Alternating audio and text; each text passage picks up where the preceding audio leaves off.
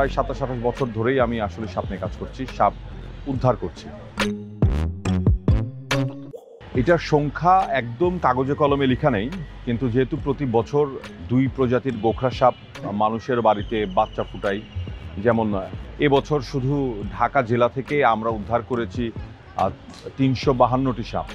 তো এইভাবে করে প্রতি বছর সাপ উদ্ধার হয়। ঢাকার বাইরে থেকেও আমরা প্রচুর সাপ উদ্ধার করেছি। তো প্রতি বছর তো প্রায় সব মিলিয়ে ২৫০-৩০০ সাপ উদ্ধার হয়। সেই সুবাদে প্রায় ১০০০ মতো সাপ আমি আমার এই জীবনে উদ্ধার করেছি। আমরা ঢাকা শহরের সব এলাকাতে পাই না।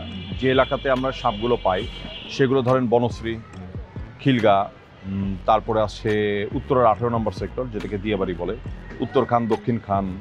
তো তারপরে আমরা সাপ পেয়েছি আপনার নিকেতন। সাপ কানে শুনে না, এটা আমরা সবাই জানি। তো বিন বাজালে সেটা শোনার কোনো সম্ভাবনাই সাপের নেই, কিন্তু সাপের সামনে যখন আপনার হাত বা বিন কোনো কিছু মুভমেন্ট করলে, যদি গোখরা সাপ হয় তাহলে ফোনা তুলে যেই দিকে কোনো কিছু একটা নড়াচড়া করবে সেই দিকেই সাপটা এইভাবে মাথা ঘুরাবে।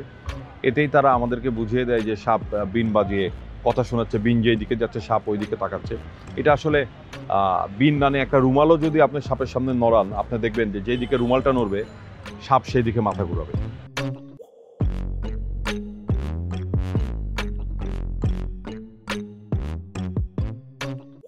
আমাদের নিজের অজান্তেই যদি সাপের গায়ে আমরা স্পর্শ করি বা হাত বা পা দিয়ে চাপ দিই, তখন সাপ আত্মরক্ষায় মানুষ বা যে কোনো প্রাণীকেই কামড়িয়ে দিবে।